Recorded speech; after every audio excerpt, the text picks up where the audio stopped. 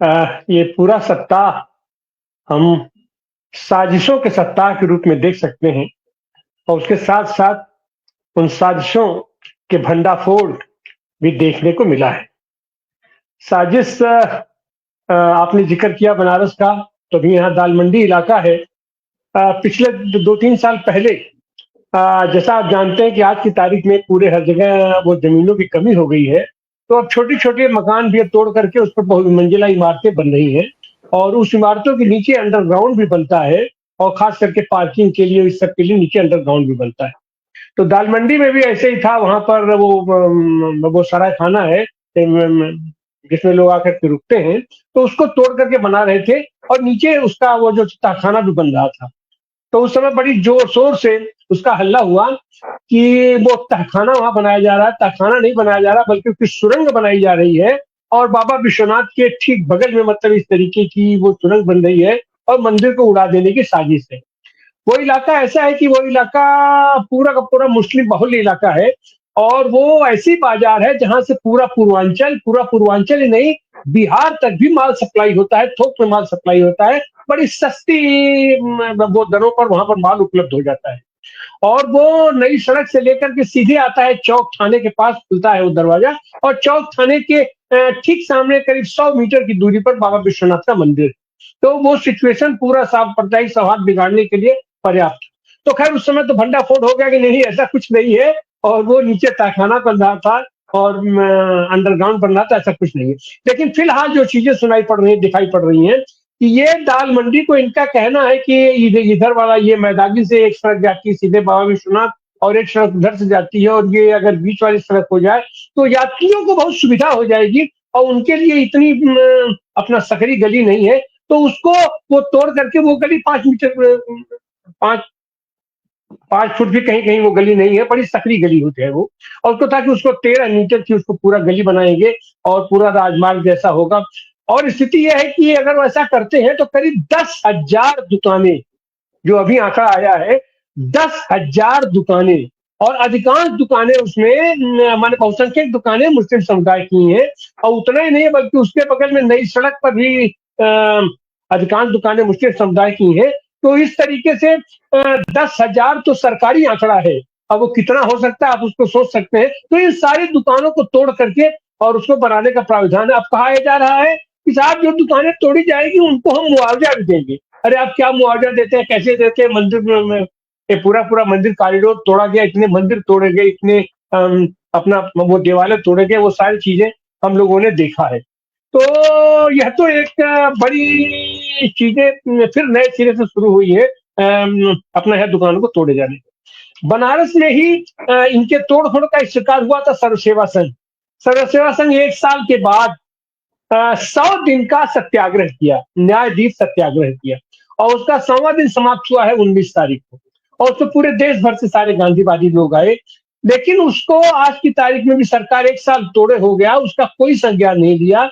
इनकी रजिस्ट्री का कागज ये लोग जमीन का दिखाते रहे और इनका एक कहना सबसे बड़ी दुखद बात तो ये है कि इन्होंने सीधे-सीधे आरोप लगाया है कि लाल बहादुर शास्त्री, जगजीवन राम, विनोबा भावे, पंडित नेहरू ये सारे लोग फ्रॉड करके और जो तो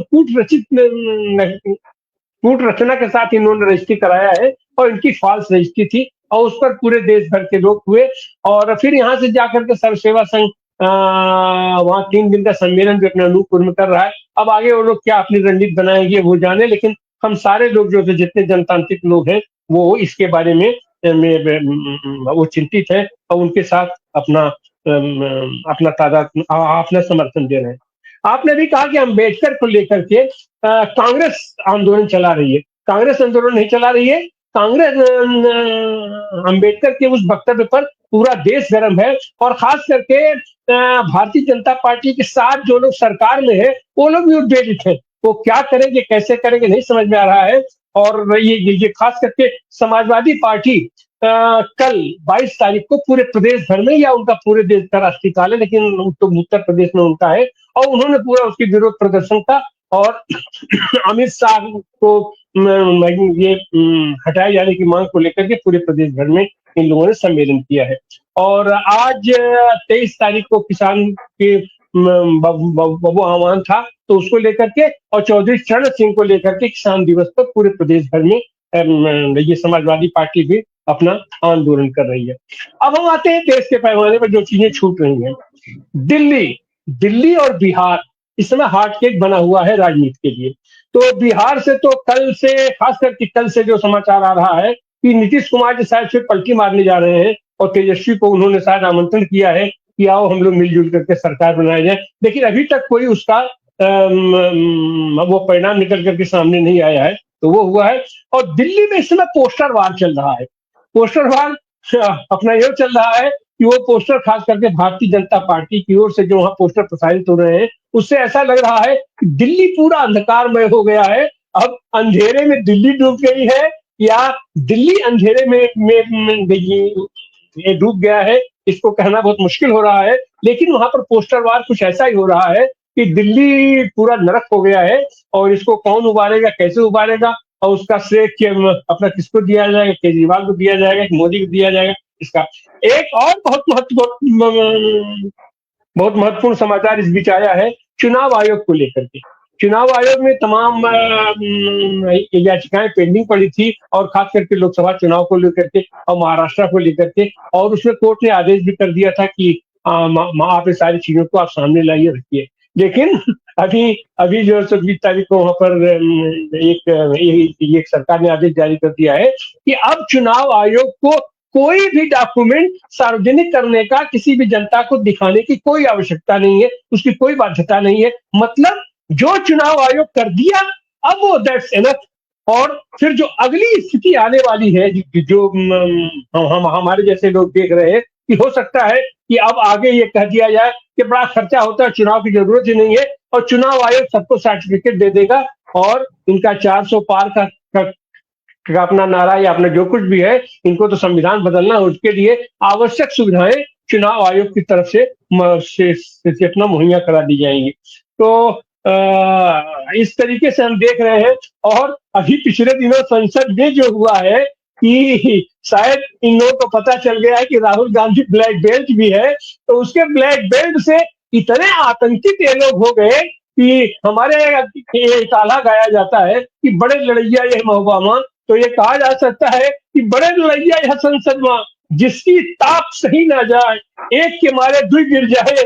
तो मैंने बिना उसकी खाली आवाज देकर के राहुल गांधी संसद में है, बाकी लोग बाहर प्रदर्शन कर रहे हैं और इसके दो सांसद गंभीर रूप से ढेर हो जा रहे हैं। तत्काल उन्हें आईसीयू में ले जाया जा रहा है और यह भी शायद संसार की पहली घटना होगी कि आईसीयू के अंदर जो मरीज भर्ती है वो लगातार प्रधानमंत्री से बात कर रहा है, लोगों से बात कर रहा है, मीडिया से बात कर रहा है। और इतना गंभीर व्यक्ति इस तरीके से सारी मीडिया से और दिन भर तरीके से वो बात कर सकता है और वो इतना बात करता है कि वो ये कितना बीमार हो जाता है कि शायद उसको आभास हो गया कि अब सारंगी हो सकता है कि सारंगी को बाकायदे एकदम खूंटी पर टंगने की स्थिति आ गई है और उसको शहीद लोग कर ही देंगे। अपना 307 का मुकदमा 302 में अब परिवर्तित होने वाला है कि सारंगी वहां से भाग गया। अस्पताल से निकल करके डॉक्टर लोग कहते रह गए कि भाई रुकिए, आपकी पार्टी वाले हमको बताएंगे कि आप कब ठीक होंगे, तब हम घोषणा करेंगे। लेकिन उसके पहले ही